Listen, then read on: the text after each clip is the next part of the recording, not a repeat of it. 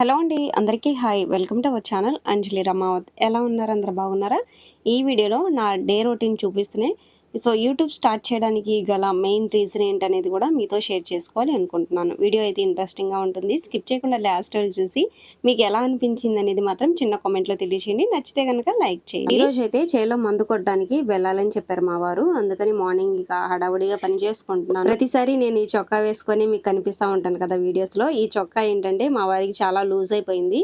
అందుకని నేను యూజ్ చేస్తున్నాను. నైటీల మీద ఇంకా చున్నీలు వేసుకొని పని చేయాలంటే కొంచెం ఇబ్బందిగానే ఉంటది. పని చేసేటప్పుడు ఇవన్నీ అడ్డుగా వస్తా ఉంటాయి కదా, కుదరదు. అందుకని ఇలా సింపుల్ గా మా వారికి లూజ్ అయిన చొక్కా వేసుకుంటున్నాను. ఎలాగో పనికి వెళ్ళాలి కాబట్టి అప్పుడు కంపల్సరీగా వేసుకోవాలి కాబట్టి ఇప్పుడే వేసుకొని రెడీ అయ్యానమాట. వాళ్ళకైతే హాయిగా ఒకే పని ఉండదన్నమాట. మన ఆడవాళ్ళకైతే ఇంట్లో పని, పిల్లలతో పని, బయట పని, ఇంకా వాళ్ళకి అవసరమైతే చేలో పని కూడా చేయిస్తారు. ఎంతైనా ఆడవాళ్ళు కష్టజీవులే కదా. మెయిన్ గా నేను యూట్యూబ్ స్టార్ట్ చేయడానికి గల కొన్ని కారణాలు అయితే మీతో షేర్ చేసుకుంటాను. అయితే ఫస్ట్ బీఫార్మసీ కంప్లీట్ చేసుకొని చెన్నైలో 2 years మెడికల్ కోడింగ్ చేశాను. మ్యారేజ్ అయిపోయిన తర్వాత ఇంకా మానేసుకొని గుంటూరులో ఒక 1.5 year వరకు జాబ్ చేశాను అనమాట.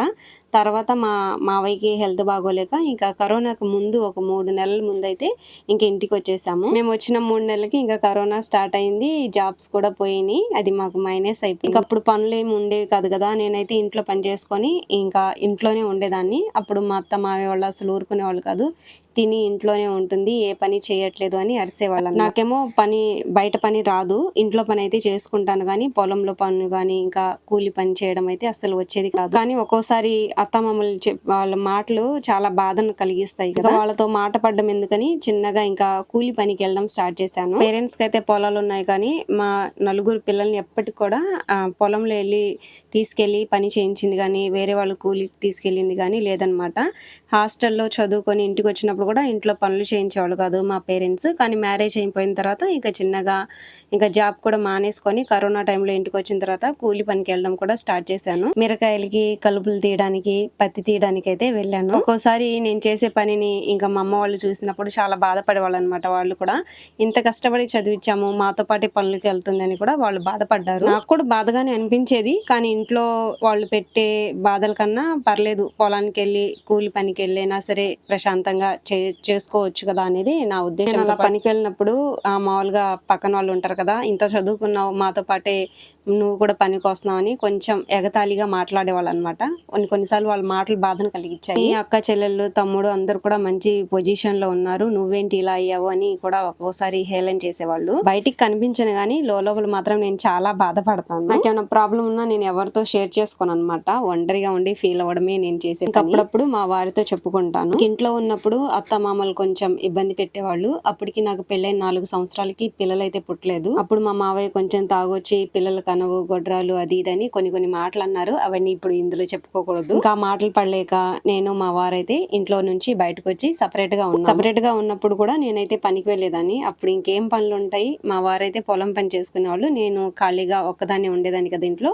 ఉండలేక ఇంకా నేను పనికి వెళ్ళేదాన్ని అనమాట. ఒకసారి నాకు బాగా బాధ కలిగించిన విషయం ఏంటంటే, ఒక ఆమె నేను రేషన్ బియ్యం తీసుకోవడానికి వెళ్ళినప్పుడు ఫస్ట్ ఈ అమ్మాయికి ఇవ్వండి, ఇంట్లో వండుకోవడానికి బియ్యం లేదనుకుంటా అంటూ కూడా కొంచెం ఎగతాళిగా మాట్లాడింది.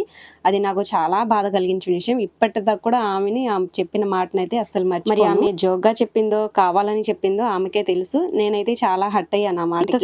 చదువుకొని ఏందబ్బా ఈ బతుకు అని ఒక్కోసారి చాలా ఏడ్చాను. వీళ్లకు తోడు రిలేటివ్స్ కూడా ఒక్కోసారి చాలా హేళన చేసేవాళ్ళు. ఏముందులే చదువుకున్నావుగా, సిటీలో నుంచి ఇంకా పల్లెటూరులో సెటిల్ అయ్యావుగా, అన్నం వండుకోవడానికి కొంచెం బియ్యం 2 కొండలు ఉంటే సరిపోయిద్దులు అన్నట్టుగా మాట్లాడిన వాళ్ళు కూడా ఉన్నారు. వాళ్ళ మాటలన్నీ కూడా నేను కొంచెం పాజిటివ్ గానే తీసుకున్నాను. ఇంకా ఇంట్లో నుంచి సపరేట్ అయిన ఒక 2 సంవత్సరాలకి మా పెద్దమ్మాయి ఇదిగో ఉయ్యాలు అవుతుంది కదా, ఈ అమ్మాయి అద్విత అయితే పుట్టింది. అప్పుడంతా కూడా మా లైఫ్ చేంజ్ అయిపోయింది. మా వారైతే స్టార్టింగ్ ఒక యూట్యూబ్ ఛానల్ అయితే పెట్టారు. కొంచెం మంచిగా గ్రోత్ అయింది, మంచి రీచ్ అయితే వచ్చింది. ఆ తర్వాత చిన్నగా మేము ఉంటున్న ఈ ఇల్లు అయితే కొన్నాము. ఈ ఇల్లు వేరే వాళ్ళు అమ్మారు. వాళ్ళ సొంత ఊరికి వెళ్ళిపోతూ ఇంకా అమ్మేయడానికి బేరం పెడితేను మా దగ్గర కొంచెం అమౌంట్ అయితే ఉంది. అలాగే మా అమ్మ వాళ్ళు కూడా కొంచెం కట్నం డబ్బులు ఇవ్వాల్సి ఉంటే అది కూడా వాళ్ళు అరేంజ్ చేశారు.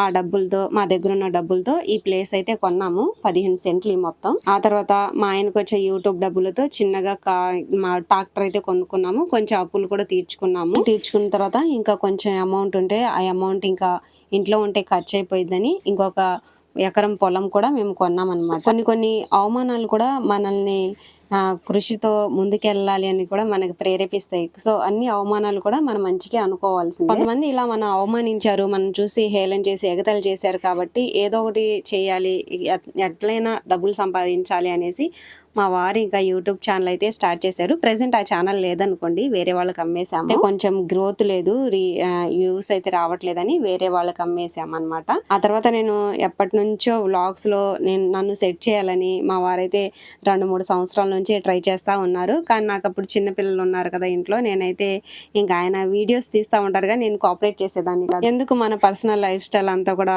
మామూలుగా వీడియోస్ లో చేయడం ఎందుకు అని నేను అనుకునేదాన్ని.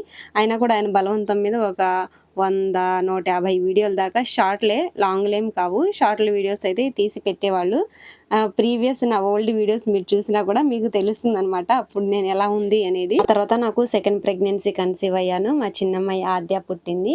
తను కొంచెం ఇప్పుడు పెరిగింది కదా, ఖాళీగా ఉన్నాను. తన పిల్లలైతే కొంచెం ఇబ్బంది పెట్టట్లేదు. ఫ్రీగానే ఉన్నప్పుడు నేను ఎక్కువగా యూట్యూబ్ స్క్రోల్ చేస్తూ ఉండేదాన్ని.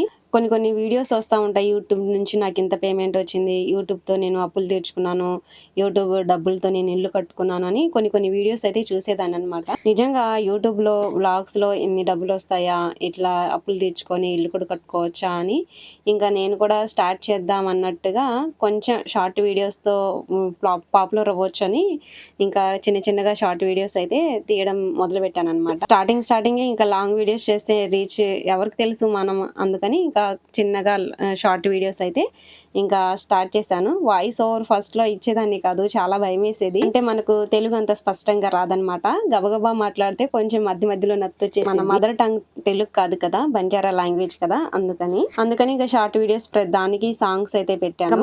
మధ్యలో వాయిస్ ఓవర్ ఇవ్వడానికి కూడా ట్రై చేసేదాన్ని. ఒక 100 వీడియోస్ వరకు టార్గెట్ అయితే పెట్టుకున్నాను. 100 వీడియోస్లో కొంచెం పాపులర్ అయ్యాను, కొంచెం పర్లేదు వ్యూస్ వస్తున్నాయి అనుకుంటే కంటిన్యూ చేద్దాము, లేదంటే 1K 2Kనే వస్తుందంటే ఇంకా ఆపేద్దాం అనుకొని ఇంకా స్టార్ట్ చేశాను నేనైతే యూట్యూబ్. ఏమైనా డౌట్ వచ్చినా కూడా ఎక్కువగా ChatGPTని అడిగేదాన్ని. పల్లెటూరులో వ్లాగ్స్ తీస్తే పాపులర్ అవుతారా, వ్యూస్ వస్తాయా, ఎటువంటి వీడియోస్ చేయాలి అని అంతా నా డౌట్లన్నీ కూడా నేను ChatGPTని ఎక్కువగా అడిగేదాన్ని అనమాట. వీడియోస్ నేను చూసే ప్రతిదీ కూడా ఎక్కువగా వంటలు చేస్తూ వాయిస్ ఓవర్ ఇచ్చేవాళ్ళు. నాకేమో పెద్దగా వంటలు ఏమీ రావు, మామూలుగా అన్నం కూరలు చేస్తాను, రొట్టెలు లాంటివి ఏమైనా చేస్తాను. స్పెషల్ వంటకాలు, కేకులు ఇవన్నీ అయితే నాకు అసలు రావన్నమాట. అందుకని చిన్నగా ఇంకా నేను విలేజ్లో ఒక హౌస్ వైఫ్గా ఏమేమి పనులు చేసుకుంటారు అనేది ఒక చిన్నగా క్లిప్స్ అయితే తీసుకొని షార్ట్ వీడియోగా క్రియేట్ చేసి పెట్టాను అనమాట. పర్లేదు, ఫస్ట్ ఒక 5-10 వీడియోలు మాత్రం 5K 2K 3K అలా చూశారు. ఆ తర్వాత నేను ఒక చిన్న వీడియోకి అయితే వాయిస్ ఓవర్ ఇచ్చాను, అది మాత్రం 1.5 మిలియన్ వ్యూస్ అయితే వచ్చింది. అన్ని పాజిటివ్ కామెంట్సే వచ్చినాయి అనమాట. మీ వాయిస్ కూడా చాలా బాగుందని కాంప్లిమెంట్స్ అయితే ఇచ్చేవాళ్ళు. పర్వాలేదు చూస్తున్నారు అనేసి ఇంకా చిన్నగా లాంగ్ వీడియోస్ కూడా పెట్టడం అయితే స్టార్ట్ చేశాను. ఒక్కొక్కసారి మధ్యలో డౌట్ వస్తూ ఉండదు అనమాట. మనమేమో పల్లెటూరులో ఉంటున్నాము, మనల్ని ఎవరు చూస్తాలే, మనమేం పెద్దగా రెడీ అయ్యి డాన్స్లు వేయడం, ఇలా మేకప్లు వేసుకోవడం అంత నీట్గా కూడా ఏం కనిపించాం. ఒక పల్లెటూరు అమ్మాయి ఎలా ఉంటుందో అలాగే ఉంటాం కదా, ఎవరు చూస్తారులే పల్లెటూరుని, సిటీలో అయితే అందరు చూస్తారు కదా, సిటీ లైఫ్ లీడ్ చేసే వాళ్ళనైతే మంచిగా యూట్యూబ్లో గ్రోత్ ఉంటుంది కదా అనుకునేదాన్ని. నా వీడియోలో వచ్చే ప్రతి కామెంట్స్కి అయితే నిజంగా విలేజ్ లైఫ్ మిస్ అయ్యే వాళ్ళు ఇంతమంది ఉన్నారా అనుకున్నాను. ఇక టార్గెట్ అయితే 100 వీడియోస్ పెట్టుకున్నాను కదా, 100 వీడియోస్ కంప్లీట్ అవ్వకముందే నాకు 2 monthsలోనే మానిటైజేషన్ అయితే ఆన్ అయిపోయింది. మన విలేజెస్లో ఎలా ఉంటుందంటే సపోర్ట్ చేసేవాళ్ళు తక్కువ, డిస్కరేజ్ చేసేవాళ్ళు ఎక్కువగా ఉంటారనమాట. ఏంటి దీన్ని కూడా వీడియో తీసి పెట్టాలా, ఇవి కూడా వీడియో అవసరమా, ఇలా అవసరమా, అలా అవసరమా అంటూ ఉంటారు. వాళ్ళ మాటలు మనం పట్టించుకుంటే ఎప్పటికీ ముందుకు వెళ్ళలేమన్నమాట. నాకైతే ఇంట్లో ఎటువంటి ప్రాబ్లం అయితే లేదు, మా వారు మంచిగా సపోర్ట్ చేస్తారు. అలాగే మా పేరెంట్స్ కూడా ఇంకా నన్ను అయితే ఎంకరేజ్ చేస్తారు. మా ఫ్యామిలీ మెంబర్స్, మా సిస్టర్స్ కానీ బ్రదర్ కానీ అందరూ కూడా మంచిగా నన్ను అయితే సపోర్ట్ చేస్తూ ఉంటారు. కాబట్టి ప్రస్తుతం నా యూట్యూబ్ అయితే ఇలా రన్ అవుతుంది. ముందు మంచి సక్సెస్ అయితే వస్తుందని నేను అనుకుంటున్నాను. ఇదండి నేను యూట్యూబ్ స్టార్ట్ చేయడానికి గల మెయిన్ రీజన్. ఇక మార్నింగ్ అయితే మందు కొట్టడానికి వెళ్ళాను అనమాట చేనికి. పిల్లల్ని అయితే మా అమ్మ దగ్గర వదిలిపెట్టేసి వెళ్ళాను. ఇంటికి వచ్చిన తర్వాత ఫ్రెష్ అప్ అయ్యి ఇంకా సాయంత్రం పనులు అయితే స్టార్ట్ చేశాను. మా వారు నీళ్లు పట్టేశారు. నేను ఇంటి ముందు అంతా కూడా ఓపెన్ ప్లేస్ ఎక్కువ ఉంది కదా, ఊడ్చేసరికి కష్టంగా అనిపించింది. మందు కొట్టడానికి వెళ్ళాను కదా, కొంచెం హెడేక్, ఆ మందు వాసనకి హెడేక్ వచ్చేసింది. కొంచెం సేపు అయితే రెస్ట్ తీసుకొని ఇంకా సాయంత్రం ఇంకా కూర్చొని రొట్టెలు అయితే చేసుకుంటున్నాము. మా చిన్నమ్మాయి చూసారా నన్ను ఎలా కొడుతుందో, చేతిలో ఏది ఉంటే అది పట్టుకొని ఇసిరేస్తా ఉండిద్ది. అది రాయి ఉన్నా చూసుకోదు, కర్ర ఉన్నా చూసుకోదు, ఏది ఉంటే అది ఇంకా పట్టుకొని కొడతా ఉండిద్ది అనమాట. మా పెద్దమ్మాయిని కూడా ఇంకా జుట్టు పట్టి లాగేసిద్ది, ఏడిపించేసిద్ది. ఎంతైనా ఇంట్లో పెద్దవాళ్ళు కొంచెం ఇన్నోసెంటే కదా, నేను కూడా ఇంట్లో పెద్దగా మాట్లాడడం రాదు, ఇన్నోసెంట్ గా ఉంటాను అని నేను అనుకుంటున్నాను.